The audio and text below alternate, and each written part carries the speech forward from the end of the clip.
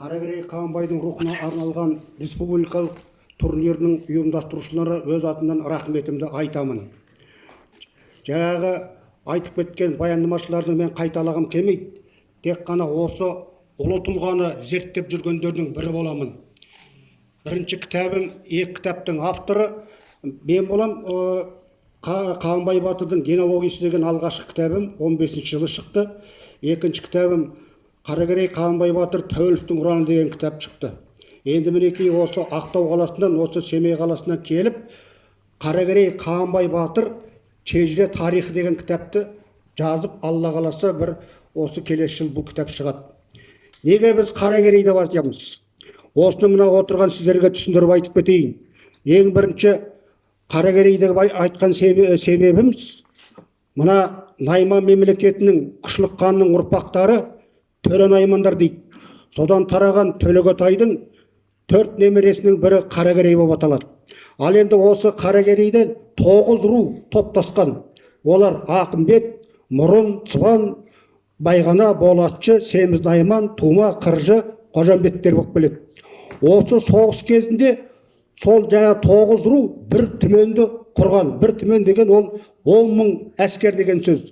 Соның қолбасшысы Қабанбай, ұраны Қабанбай болған. Мінекей Қабанбай батырдың көрегендігін бір айта кетейін. Ол кісінің мына Ақтабан шұбырының Алқакөл сұламаның алдында 1720 жылы жаңағы Қаракерейдің руларын түгел мына арқаға көшіреді. Арқаға көшіреді. Ал енді 1723 жылы жоңғарлардың жойқын соғысы басталады. Сонда біздің Қаракерейдің рулары арқада жайғасқан. Енді міне көрегендігін көрмейсіз бе? Жаушыларды жіберіп, мына кіші жүздің батырларын басын ұйымдастырып, ана батыста жатқан қалмақтарды жібермеу керек арқаға.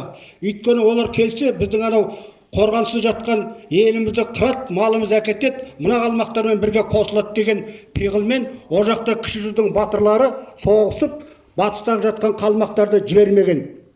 Енді мінекей екі бір соғысты айта кетейін, қысқа ғана. Аңырақай шайқасында Қабанбай батыр Шыңғыс ханның тәсілін пайдаланып, сол қалмақтарды қырған. Ол тәсілдің өзі, жаңағы түменнің өзі 1000 түменді 2000-2000-нан бөліп тастап, қоршауға алып, сосын кейін алар ортада қалады да, не шыға алмайды, не соғыса алмайды деген секілді солай қырған. Аңырақай шайқасы біздің қазақ жоңғар соғысындағы ең шешуші соғыс болып табылады. Онан кейін 2 жылдай мына Қытайлармен соғысты. Қытайлармен соғысқанда бір жерде өзінің даналығын білдіртті. Және де бұл тәсіл партизандық тәсілмен соғысты. Қытайлар жаяу әскер, атты әскер тек қана моңғолдар мен қалмақтар болды. Осыны басқарғанда түнде өтіп тұрып соғысып, жаяу әскерлерді де қырды, жаңағы атты әскерлерін де түнде жойқын күшпен қырып отырды. Бұл жерде ерекше атап өту керек Найманның Көкжал Барақ батырын. Ана Қытай архивтерінде айтылады, императоры бір жылда 2 бұйрық шығарыпты. Ана Барақты өлтіріңдер, не болмаса Барақ батырды ұстап алып келіңдер деп. Бірақ та Барақ батыр қолға түспеді. Бірақ та менің қазіргі таңғалатыным осы Қытайлар жаңағы Қабанбай батырға қазақтың маршалы деген атақ береді. Жеңілген ел, жеңгел елге анандай титул беру деген о да бір үлкен бір саяси нәрсеме деп өзім ойлаймын. Ар жағында ол дипломатиялық нәрсе, ең бірінші сауда жасаған Қытаймен бұл Қабанбай батыр болады. Абылай ханға Қабанбайға үлкен сыйлықтар береді де, содан кейін жаңағы Едіге деген 3-ші ұлына монета сыйлайды. Бұл монета 1750 жылы шыққан бір ерекшелігі, өз жерде Айдаһардың суреті, астында бақыт құсы, құлпырып тұратын бақыт құсы. Сондағы мағынасы, бұл менде кітабымда толық жазылған. Бұл монетаның тарихы, бізде бейбітшілік керек, бізге тыныштық керек. Әйтпесе мына Айдаһардың тісі ана қанатына тиер-тимес болып тұр. Бір өзгеріс болса, ана бақыт құсын талқандап кетеміз дегендей. Бұл монета қазір менің қолымда. Қытайдың 2 монетасы, Ресейдің 2 монетасы, 4 монета біздің қолымызда. Мен бір жағынан нумизмат, бір жағынан Қабанбай танушы ретінде осылардың тарихын зерттеп, зерделеп, осы Шәкәрім университетінің лабораториясынан сыннан өткен монеталар. Бұл екінші бір монета, мынау Қабанбай батырдың немересі Садырбай батырдан қалған монета. Бұл алтын монета медальон дейді. Мұны орыстың ұлы ақыны Александр Сергеевич Пушкин тапсырма беріліп, шығарып бұл монетаны сосын кейін өзінің сүйікті әйелдерді сыйға тартқан медальон ретінде.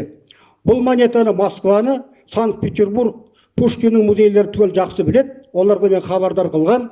Біздің Нұр-Сұлтан қаласы да білет, Семей қаласында осы монетаның бар екенін білет. 80% алтыннан тұратын монета. Қалған монеталар мен айтқым келмейді, өйткені маған өзі берген уақыт шектеулі. Сондықтан бұл нені аңғартады? Бұл біздің қазақтың даналығы, Қаракерей Қабанбай батырдың ұрпақтарынан қалған. Бірде-бір батырда мұндай жәдігер жоқ. Тек қана Қаракерей Қабанбай батырдың ұрпақтарынан қалған монеталар. Енді бір айта кететіні, жаңағы Қаракерей Қабанбай батырдың ұрпақтары Кенесары ханды өздеріңіз білесіздер, 10 жыл соғысты. Орысқа бодан болмаймыз, өзіміз дербес қан мемлекеттің құрамыз деп. 1837 жылы бастады, 1847 жылы жеңіліспен аяқталды. Сол үндеуіне ең бірінші бас көтергені Бәйжігіт рулары болды. Отыншыны қан сайлап, тоғыстан шыққан Сасанды би сайлап, 2 жылдай ғана қырғыздармен соғысты, бірақ жеңіліспен оралды. Онан кейінгі ұрпақтарын айтсам, жаңағы Алаш қозғалысы. Алаш қозғалысында да жаңағы Қабанбай батырдың ұрпақтары ат салысты. Осында Бөкейханов басқарған Чәушекке барған кезде Қабанбай батырдың 5-ші ұрпағы Қанағат болыспен Башбай келісіп, бұларға 500 жылқы береді. 500 жылқы деген айыл тұрманын беру бұл бір кавалерийский полк. Сондықтан да ұрпақтары мына Алаш қозғалысына да қатты қатысқан. Ал енді Башбай деген ол отан соғысында самолет сыйлаған жаңағы кеңес одағына. Енді мына біз тәуелсіздік алдық. Тәуелсіздік үшін мына ең бірінші қатты Қытайлармен де соғысқан жаңағы Қабанбай батырдың ұрпақтары болады. Қытайлармен қатты соғысты. Сонда Бор деген дүнгеннің батыры: "Әй Әділбек, әкел ана Қабанбай батырдың найзасын. Осы бұл аруақты батыр, мен қазір Қытаймен соғысам" деп, найзаны алып қалың Қытайдың ішіне кіріп кеткен кезде, тура ана қазақтар да шыдай алмай, ана найза кеткеннен кейін, сондықтан Қытайлар қашып кеткен болатын. Ал енді мына тәуелсіздік жаңағы орысқа да бодан болмаймыз деп, бірде-бір жаңағы Қаракерей Қабанбайдың ұрпақтары жаңағы патшаға ант беруді бас тартып, біреуді қатыспай қойған болатын. Мына осы жаңағы Шығыс Қазақстанның қазақтарын жаңағы жөнге келтіру үшін 1832 жылы Әйгөз округі, онан кейін 2 жылдан кейін Көкпекті округтары құрылады. Және ол жердің ояздарының өзінің бұйрықтары бар. Бәйжігіттерді мына Әйгөз өзенінен өткізбеңдер деген. Онан кейін мына тәуелсіздік алғанда елбасымыз ең бірінші жаңағы халықты рухтандыру керек болды. Халыққа жігер, күш беру керек болды. Сондықтан да Қабанбай батырдың 300 жылдығы аталып өтті. Талдықорған қаласында, Мақаншы, Семей, Өскемен барлық қалаларда осы Қабанбай батырға еске алып, ас беріп, сондағы мақсат жаңағы халықты рухтандыру. Ал енді Қабанбай батырдың өзі бірде-бір батырлар жекпе-жекке шықпаған. Александр Македонский, Александр Невский, арғы Суворов, Кутузовтардың бірде-бір жекпе шықпаған. Тек қана Қабанбай батыр 103 рет жекпе-жекке шыққан. Ол неге? Неге тән? Тек қана ұрпақты, сарбаздарды рухтандыру керек. Сонда бір жауынгерге күш бітеді, 2 жауынгерге күші жететіндей дәрежеге туғызу керек. Бір ғана оны айта берсем, тағы да уақыт алып қалам. Доланқара деген жекпе-жекке шығып, сол батырдың ерлігіне сүйсініп, жаңағы берілген Ақсуат жерінде қазір сол батырдың аты қалды, Доланқара деген. Енді Қабанбай батырдың жаңағы ұрпақтарына беріп кеткен батасы: мұрындай көп, мәмбеттей бай, суандай сыпайы болыңдар деген. Сондағы мұрындай көп болыңдар дегені өліңдер, өсіңдер, халқың санын көбейтіңдер деген. Ал енді мәмбеттей бай болу деген бай, күшті, қуатты болыңдар, алақандарыңды жаймыңдар деген. үшінші сыбандай сыпайы болыңдар дегені өте мәдениетті болыңдар деп айтып кеткен. Онан кейін жағы осында тағы айтып кетті, ең бірінші қалмай танушы Зейнолла Сәнік ағамыз. Ол кісінің өзі қазақтың ұлттық өзін сақтап қалу үшін 4 тағаны бар.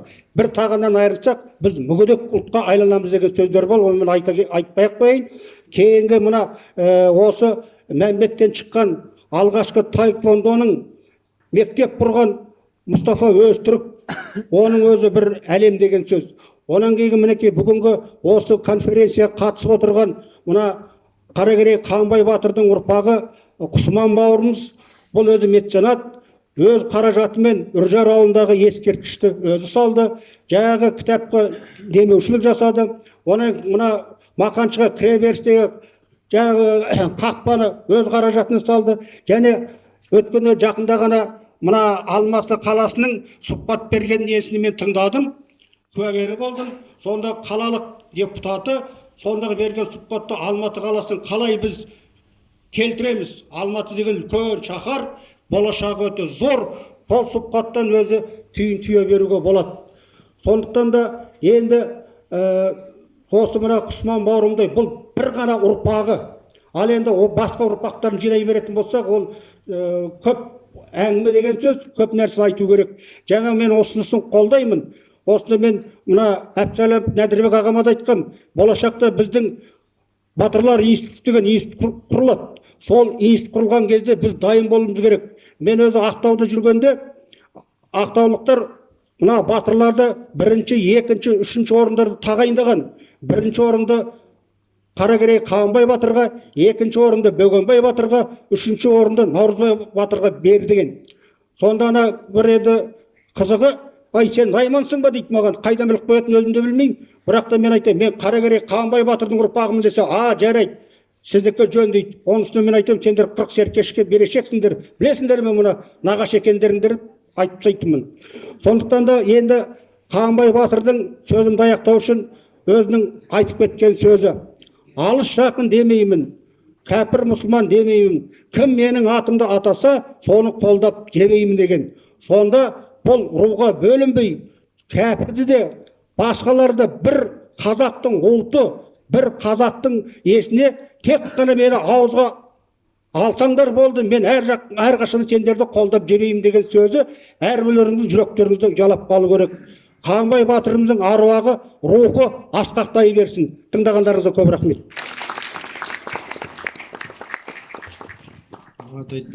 Рахмет.